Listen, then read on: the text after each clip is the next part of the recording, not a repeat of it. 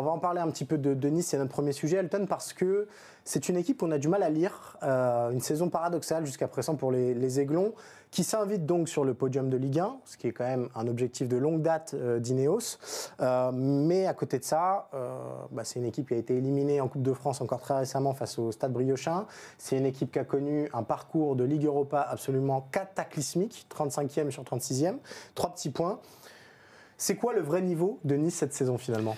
Mais c'est vrai que quand on voit ce club, j'ai envie de dire Dr OGC, Mister Nice. Ouais. C'est-à-dire qu'il y a deux faces à l'intérieur même de cette équipe qui font qu'en coupe, effectivement, c'est ridicule, c'est lamentable. On pourrait utiliser tous les adjectifs négatifs. Mais par contre, en Ligue 1, c'est de la régularité. On parle d'une équipe qui n'a toujours pas perdu à domicile. Ça a signalé. On parle d'une équipe qui a tenu en échec le PSG. Et là, pas plus tard que samedi, face à Lens, qui est quand même un candidat aux places européennes, ça a été un match qui a été plutôt convaincant en faveur de l'OGC Nice. Bon, après, il faut quand même évoquer les circonstances. C'était le match de rachat après le stade de Briochin, où il y avait quand même du ressentiment du côté des supporters.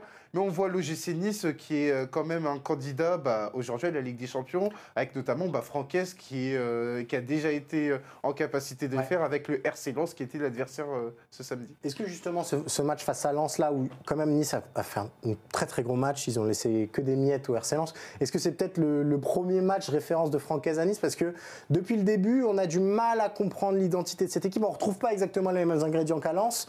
C'est une équipe qui est un peu illisible parfois. Franquès te dira que 15 jours avant, ils ont fait un match plutôt abouti contre l'Olympique de Marseille.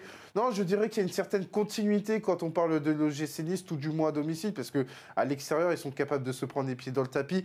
Pas nécessairement contre des adversaires de haut de tableau, mais aussi contre des adversaires de milieu bas de tableau. Donc ça va être la marge de progression de l'OGC Nice pour aller chercher cette Ligue des Champions. Il se trouve que tu as un groupe qui est plutôt mature parce qu'il y a une certaine continuité. Ça s'explique par le fait qu'Ineos n'investit pas comme avant. Il y a quand même eu l'arrivée de Jonathan Klaus qui a été déterminant, qui a été buteur.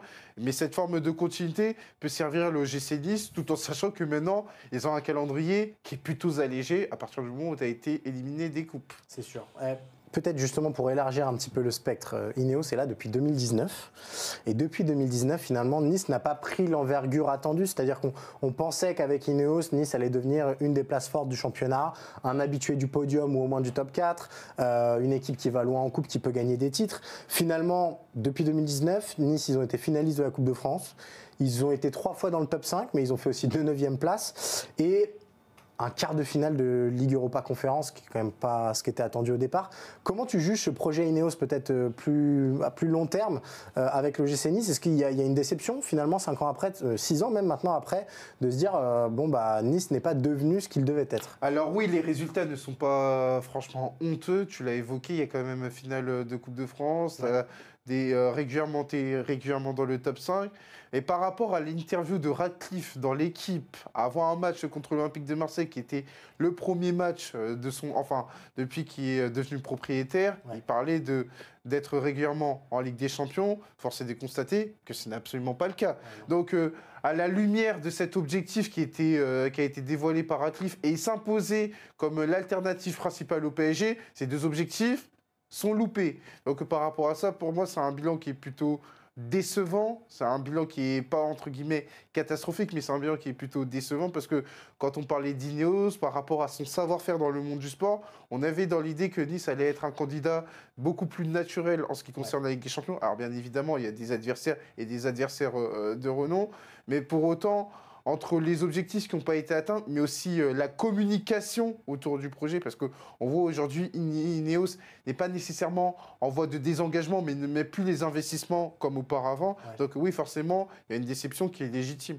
Tu penses que c'est lié au recrutement peut-être, qu'il y a eu des ratés, ou est-ce que c'est juste que Ineos s'est rendu compte que c'était plus si intéressant que ça de mettre des ronds au moment de recruter? Voilà, comment tu analyses cette incapacité de l'OGC Nice à vraiment passer un palier? Après, c'est vrai que quand on parle de Nice, on parle donc nécessairement d'Ineos. On sait très bien qu'Ineos est engagé sur plusieurs sports, qu'il y a d'autres objectifs. Ouais. Cyril, t'as pas échappé le fait qu'ils ont investi récemment dans Manchester United. Donc par rapport à ça, il y a du travail. Exactement. Donc par rapport à ça, je pense que les objectifs ont été redéfinis et qu'on on est davantage sur un club comme Manchester United, on va davantage s'impliquer et c'est au détriment de l'OGC Nice. Donc par rapport à ça, oui, à un moment donné, l'OGC Nice était une priorité, ce n'est plus le cas. Bon, Ok. et ils te diront également qu'ils ont ramené Franquès, qui reste un top entraîneur au niveau de la Ligue 1. Mais on aurait espéré que du côté de l'OGC Nice, on voit une équipe qui soit beaucoup plus qualitative, en capacité d'atteindre ces fameux objectifs.